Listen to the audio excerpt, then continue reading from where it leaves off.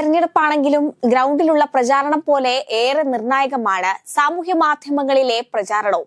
ഓരോ തെരഞ്ഞെടുപ്പിലും ലക്ഷങ്ങൾ ചെലവഴിച്ച് ഓരോ പാർട്ടികളും തങ്ങളുടെ സാമൂഹ്യ മാധ്യമ സംവിധാനങ്ങൾ കൂടുതൽ ശക്തമാക്കാറുണ്ട്. വലിയ തോതിൽ പണം ചെലവഴിക്കാതെ ആത്മാർത്ഥത കൊണ്ട് ഒരു കൂട്ടം പ്രവർത്തകർ മുന്നോട്ട് കൊണ്ടുപോകുന്ന സൈബർ സംവിധാനമാണ് കോൺഗ്രസിന്റേത്. അതല്ലാതെ കോൺഗ്രസിന് സംസ്ഥാനത്ത് സംഘടിതമായ ഒരു സൈബർ സംവിധാനമൊന്നും കേരളത്തിലില്ല.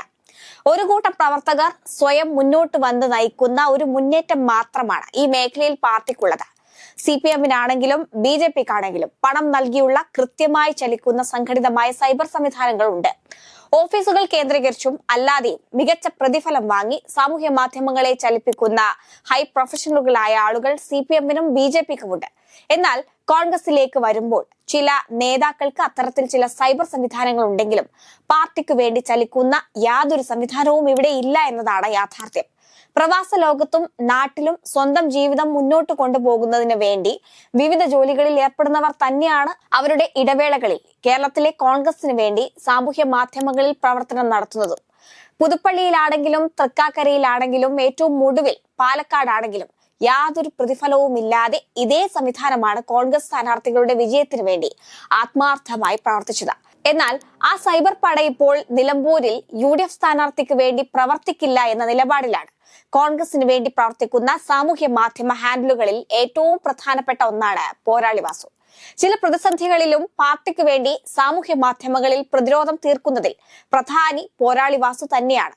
ആ വാസുവിന്റെ പ്രൊഫൈലിൽ പോലും ആര്യടൻ ഷൗക്കത്തിനെതിരെ പ്രതിഷേധ കുറിപ്പ് പ്രത്യക്ഷപ്പെട്ടിരിക്കുകയാണ്. കോൺഗ്രസ് പാർട്ടി ബഹിഷ്കരിക്കുന്ന റിപ്പോർട്ടർ ചാനലിനെ വ്യാപകമായി പിന്തുണയ്ക്കുന്നതിലാണ് പ്രവർത്തകർക്ക് ഷൗക്കത്തിനോട് എതിർപ്പുള്ളത്.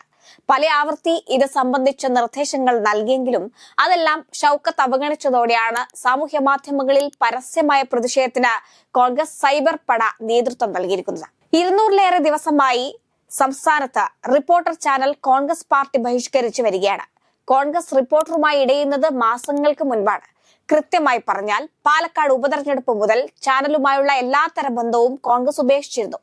കോൺഗ്രസിന്റെ പ്രതിനിധികൾ ഒന്നും തന്നെ ചർച്ചകളിൽ അടക്കം റിപ്പോർട്ട് ചാനലുകളുമായി സഹകരിക്കുന്നില്ല.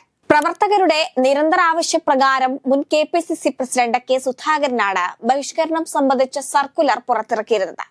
ചാനൽ ആരംഭിച്ച മുതൽക്കേ കോൺഗ്രസ് പാർട്ടിയുമായി വിവിധ വിഷയങ്ങളിൽ ഭിന്നാഭിപ്രായം ഉണ്ടായിരുന്നുവെങ്കിലും രൂക്ഷമാകുന്നത് പാലക്കാട് ഉപതെരഞ്ഞെടുപ്പ് സമയത്ത് തന്നെയായിരുന്നു. ഇതോടെ ചാനൽ ബഹിഷ്കരണത്തിലേക്ക് കോൺഗ്രസ് നേതൃത്വം കടക്കുകയായിരുന്നു. മുൻ KPCC പ്രസിഡന്റ് K സുധാകരൻ ഉൾപ്പെടെയുള്ളവർ സാമൂഹ്യ മാധ്യമങ്ങളിൽ ചാനലിനെതിരെ അന്ന് രൂക്ഷമായി പ്രതികരിക്കുകയും ചെയ്തിരുന്നു. പുതിയതായി കടന്നു വന്ന KPCC പ്രസിഡന്റ് സണ്ണി ജോസഫും റിപ്പോർട്ടർ ചാനൽ ബഹിഷ്കരണം ശരിവെക്കുകയായിരുന്നു. ബഹിഷ്കരണത്തിന് ശേഷം കഴിഞ്ഞ 200 ദിവസത്തിലേറെയായി കോൺഗ്രസ് നേതാക്കൾ ആരും തന്നെ ചാനലിന്റെ പരിപാടികളിൽ പങ്കെടുക്കുന്നില്ലായിരുന്നു. പാലക്കാട് ഉപതെരഞ്ഞെടുപ്പുമായി ബന്ധപ്പെട്ട SDPI പിന്തുണയോടെയാണ് കോൺഗ്രസ് വിജയിച്ചത് എന്ന വാർത്ത റിപ്പോർട്ട് ചെയ്തതിലായിരുന്നു കോൺഗ്രസ് ചാനലുമായി ഇടയുന്നത്. വിഷയത്തിൽ ചാനലിനെതിരെ ഫേസ്ബുക്കിൽ പോസ്റ്റിട്ട കോൺഗ്രസ് സൈബർ മേഖലയിലെ സജീവ പ്രവർത്തകർക്കെതിരെ ചാനൽ കേസ് നൽകിയിരുന്നു. ഇതായിരുന്നു അന്ന് KPCC ബഹിഷ്കരണത്തിലേക്ക് നയിക്കുവാൻ പ്രേരിപ്പിച്ച സംഭവം. എന്നാൽ ഇന്ന് KPCCയുടെ സർക്കുലറിനെ പോലും അവഗണിച്ച് റിപ്പോർട്ടർ ചാനലുമായി ചങ്ങാത്തം സൂക്ഷിക്കുന്ന ആര്യടൻ ഷൗക്കത്തിനെതിരെ സൈബർ പട ശക്തമായ പ്രതിഷേധത്തിനാണ് ആഹ്വാനം ചെയ്തിരിക്കുന്നത്. കോൺഗ്രസിന്റെ പ്രധാനപ്പെട്ട സൈബർ അക്കൗണ്ടുകൾ പലതും സ്ഥാനാർത്ഥിക്ക് വേണ്ടി ഒരു പോസ്റ്റ് പോലും ഇതുവരെയും ഇട്ടിട്ടില്ല. ചാനലിനെ പിണക്കാതെ മുന്നോട്ട് പോകുമ്പോൾ സാമൂഹ്യ മാധ്യമങ്ങളിൽ ഇന്നലകളിൽ ഉണ്ടായിരുന്ന മേൽക്കോയ്മ കോൺഗ്രസിന് നഷ്ടപ്പെടുന്ന സാഹചര്യമാണ് ഉള്ളത്. അതേസമയം സാമൂഹ്യ മാധ്യമങ്ങളിൽ സജീവമായ കോൺഗ്രസ് പ്രവർത്തകരുമായി വിഷയത്തിൽ പാർട്ടി നേതൃത്വം ചർച്ചകൾ ആരംഭിച്ചതായാണ് ലഭിക്കുന്ന വിവരം.